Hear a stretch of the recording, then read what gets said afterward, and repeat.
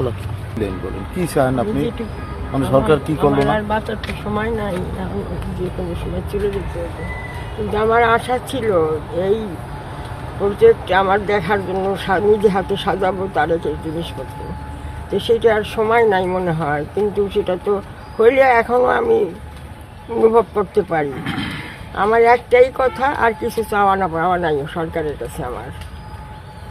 আমার তারেকও কোনো দিনও সরকারের কাছে কোনো ছবি করে নাই চাইয়া। ও নিজে কষ্ট করে মাটির ময়না মুক্তির গান নিজে খাইয়ে না নষ্ট করে এই দেশে আনছে। এখন তার জন্য যদি তারা করে, অশেষ রহমত দয়া আমারও দোয়া পাবে তারা, এই আমার আশা।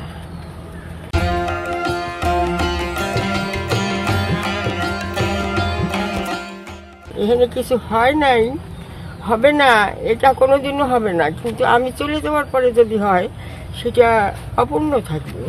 আমি নিজে চোখে দেখতে পারলাম না। তারেকের আশা ছিল আমার সব জিনিসপত্র তারা আমি আলগাই রক্ষা করি।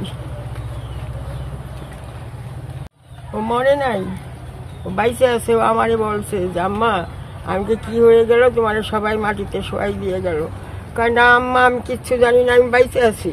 ও কিন্তু বাইসে সব দেখতেছে কি হয় না হয়, আমার মনে কয় তাই।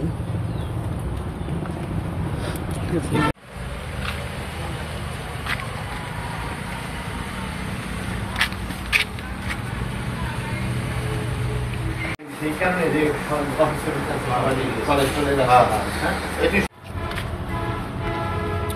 হলো